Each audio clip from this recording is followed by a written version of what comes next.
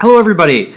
Today we have some exciting, cool, shocking topics coming up, including the common liberal trope for diverting attention away from the brutal mutilation of children's genitals. We'll also react to an annoying entitled bozo on TikTok who thinks our Constitution should be ignored simply because it was written before the iPhone was invented. We're going to talk about how freedom of speech has become lack of freedom from speech, as well as how the boycotting of Target and crazy, satanic, ungodly groups such as the Sisters of Perpetual Indulgence, how they play into that, and how Taylor Swift fans can be annoying piles of crap. All today. Thank you for listening. One of the major raging culture wars going on in America today is, of course, over the political and moral debate over gender-affirming care for minors. Now, I know probably most of my listeners have the same view on this as I do, but it's interesting to see how leftists will contort themselves into unimaginable positions in order to justify what's going on. It's completely unbelievable. And we've seen this happen many, many times on TikTok. I have a lot of interactions all the time. I know probably some of my listeners are followers of mine on TikTok. But it's kind of just unbelievable the amount of twisting and turning people have to do mentally in order to justify the unjustifiable. But we do see a common progression of statements that come from leftists, and I wanted to highlight them. This is an observation that was also shared by one of my favorite content creators who's been banned 4 times on TikTok now. I urge everybody to follow him. His name is all one word, Conservative Guy 23, with a capital C at the beginning. So follow him on TikTok if you don't already. But the progression is as follows. When conservatives call out some kind of injustice or some kind of atrocity going on, the first gut reaction people have is, it's not happening. Can't be happening. Of course you're crazy. And they gaslight the hell out of you to try to deny what's going on. And then after you provide receipts that maybe they're anecdotal at first, but you show some school or some hospital where whatever you're talking about is happening. In this case, it's actual surgical butchery of children's private parts. Then it goes from it's not happening to it's rarely happening. They'll go, oh, hey, you just pointed out one example. What does one example mean? What about the trends? We don't care about individual anecdotal evidence. We care about trends. So then maybe you wisen up and you do a little more research and you can see how maybe it's not a huge number, but the number is climbing year over year. And so you are able to establish some kind of upward trend statistically in whatever you're calling out. At that point, they go, well, it is happening, but those statistics are overinflated. It's rarely happening. So it goes from it's not happening ever to it's rarely happening. Then, obviously, it becomes the burden gets shifted onto you to show how often it's really happening. And once you're able to bring receipts for that, they change it from it's rarely happening to it is happening, but it's a good thing.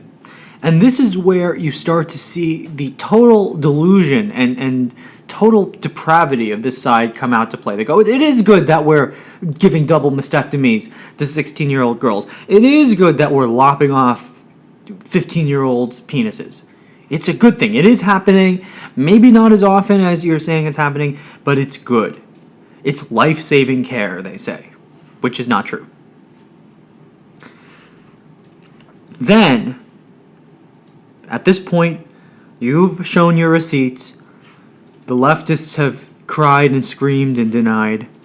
But then we move into the fourth and final stage of leftist progression, and that is, why do you care? And they always say this. Once they're proven wrong, and you've proven with data, with statistics, with sources, you've proven that this atrocity is happening, they go, why do you care? What business is it of yours?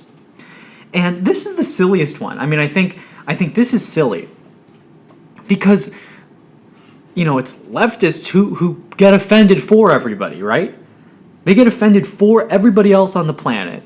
And then, God forbid, any of us actually gets offended for maybe kids who are getting butchered by surgeons. Then they go, why do you care? What difference does it make to you? And it's just so ridiculous. At that point, you just have to roll your eyes. And it's, in a way, like indicative of something really shocking. Because, like, whatever happened to being a good Samaritan? What if you had, through all the atrocities of human history, what if nobody stood up for somebody else? Where would we be today? Just something to think about. It's not happening. Then it's rarely happening. Then it is happening, but it's good. And then finally, the coup de grace, why do you care? And that is an attempt to make you feel like you're the immoral one. You're the one doing something wrong by sticking your nose in someone else's business.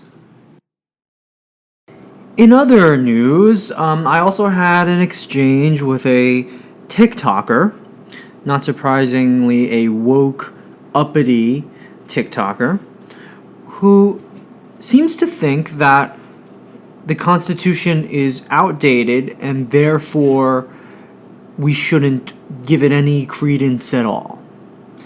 Now, okay, there could be valid arguments that things in the Constitution are outdated, except she didn't bring any valid arguments. She didn't talk about what clauses or what amendments she feels need to be updated through the ratification process that we have built into our Constitution, because our Constitution is so great that it actually has a built-in mechanism by which we can update it so it doesn't remain outdated. Isn't that wonderful? But of course she doesn't address any of that.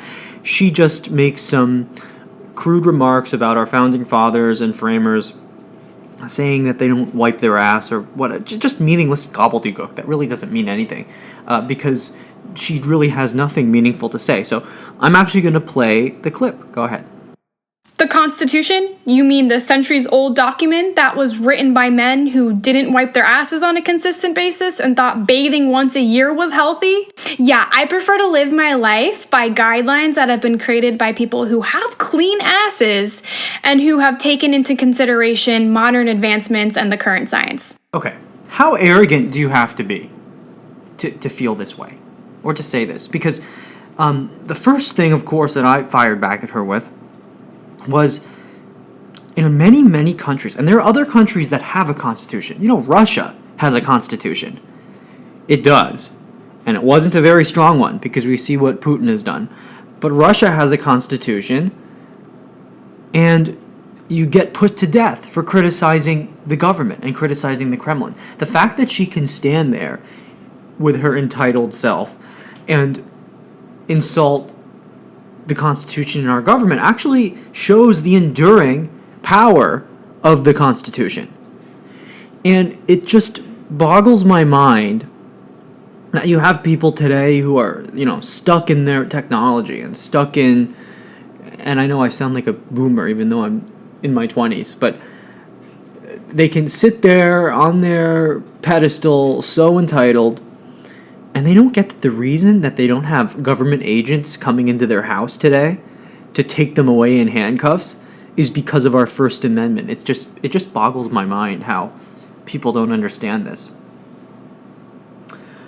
Yeah, I mean, honestly, I'm kind of at a loss for words about it. But in all seriousness, what's outdated about freedom of speech? What's outdated about freedom of religion? What's outdated about the right to due process, the right to have a free market and have Congress not intervene upon that free market? Although under the Biden administration, Congress intervenes a lot with the free market, but that's another conversation. Now let's move into some juicier stuff.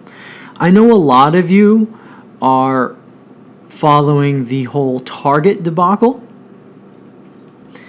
And it's just unbelievable what's going on. And I feel like now the social justice keyboard warriors who probably live in their parents' basements and don't pay taxes and don't have jobs, they're all coming out to play and screaming how bigoted we are and how dare we get upset over a pride display. Companies have had pride displays since the dawn of time. At least in my lifetime. I mean, I know I'm young, so maybe people who are a generation or two ahead of me didn't experience this, but I'm used to seeing rainbow merch in the month of June. This is old news, so, don't be telling me about this. But Target takes it a step further. If we look at actually what's on display at Target, one of the big item that's causing all the controversy is the tucking bathing suit. And this is a very important thing. There's a very important distinction. I made a TikTok video about this today. That there's a huge distinction between pride merch, quote unquote, and tucking bathing suits for kids. Pride merch you can walk by. I mean, I'm used to seeing, again, I'll say it again, rainbow shit on a baseball cap is old news. But it's not old news that you now have companies actively trying to commandeer your children and push them towards a behavior that psychologically and physiologically will impede their normal, healthy development.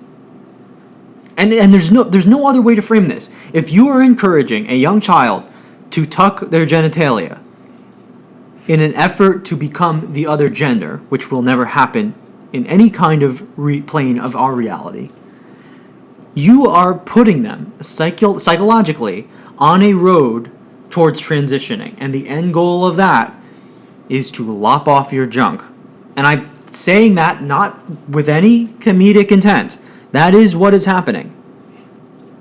And the fact that Target has now taken an active position in enabling and facilitating that awful, awful road, that is why you have conservatives boycotting Target. We don't boycott every brand that's liberal. It's fine to be liberal.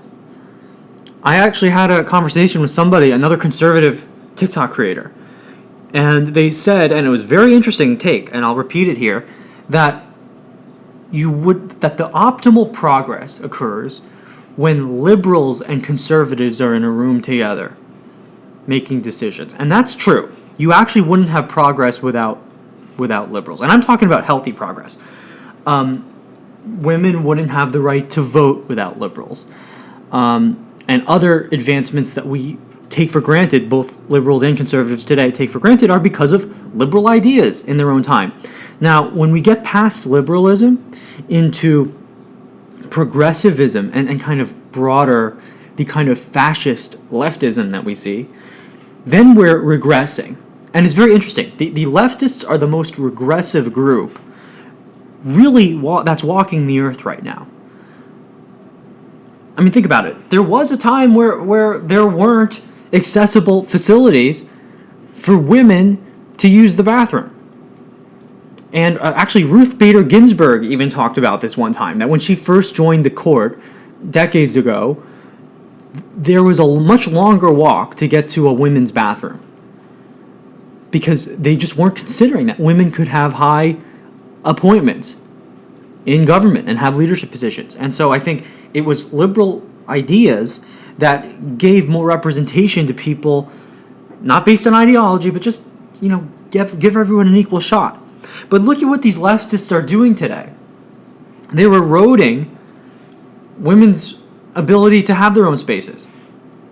So we're talking about these progressives, but they're very regressive.